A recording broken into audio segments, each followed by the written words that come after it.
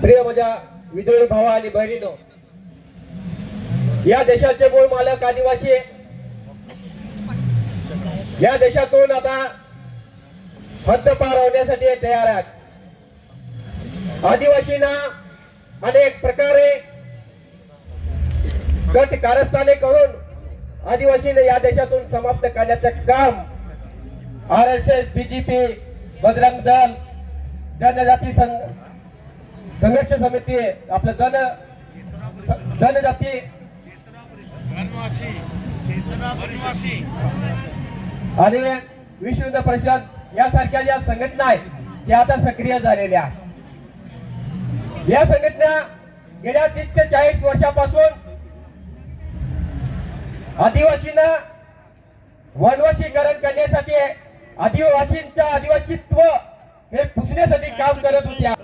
या 10-15 वर्षामध्ये, गेल्या 4-5 वर्षामध्ये उघडपणे आदिवासींना आता जनजाती म्हणतायत, त्यांना वनवासी म्हणतायत आणि आदिवासीपणा हे नाकारतायत. एकदा आदिवासीपणा नाकारलं गेलं तर आदिवासींच्या जंगल जमिनीवरचा अधिकार हा समाप्त होतो. राज्य घटनेने दिलेला अधिकार हा समाप्त होतो. सुप्रीम कोर्टाने दिलेला जो अधिकार हा समाप्त होतो. गुजरात सारख्या राज्यामध्ये आता सुरू झालेलं आहे. शाळामध्ये भगवद्गीता आपल्या आदिवासी पोरांना शिकवण्याचं काम सुरू झालेलं आहे. ते महाराष्ट्रात सुद्धा आता सुरू होते.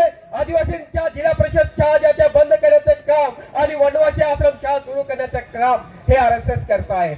प्रिय भावा आणि बहिणीनो, हे वनवासीकरण एकदा आदिवासींचं झालं की आदिवासी हा समाप्त होतोय. हे वनवासीकरण करण्याचं जे कटकारस्थान आहे ते यासाठीच आहे, त्यांच्या डोळा हा आदिवासींच्या जंगल जमिनीवर आहे. आज दिवसा डोळे आदिवासीला नक्षलवादी म्हणून मारलं जात आहे.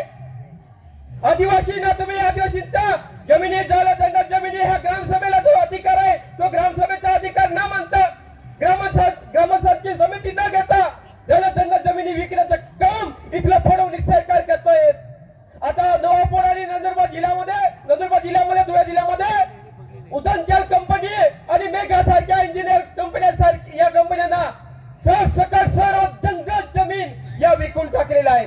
आदिवासींच्या शेतीसाठी जे धरणं बांधले आहेत त्या धरणाचा उपयोग आता त्या कंपनीला वीज निर्माण करण्यासाठी देत आहेत.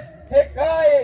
ते फक्त आदिवासींच्या वनवासीकरण, आदिवासींच्या भांड्य निर्माण करण्याचं काम हे सुरू झालेलं आहे. आदिवासी राज्य आरक्षणाच्या अनुसार, राज्य घटनेच्या अनुसार त्यांना धर्म स्वीकारण्याचे कोणत्याही धर्म स्वीकारण्याची मुबलकता आहे. आदिवासी हा निसर्ग पूजक आदिवासी आहे. परंतु आज आदिवासीला शिक्षण दिला, रोजगार दिला, आरोग्य दिला.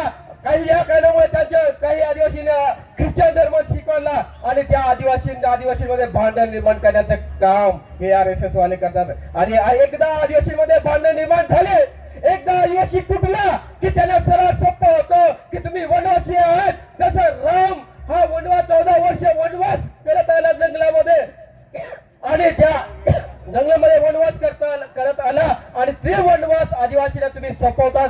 आदिवासी कधी हे सहन करणारे? आदिवासींना जनजाती आहे, आदिवासींना वनवासी आहे. आम्ही या देशाचे मूळ मालक आदिवासी आहोत हे ठणकावून सांगण्यासाठी हे या विद्रोही साहित्य संमेलनात या गट चर्चेचा विषय घेतला. या विद्रोहीचे मी आभार मानतो. सगळ्यांना सत्य की जय हो. लाल सलाम.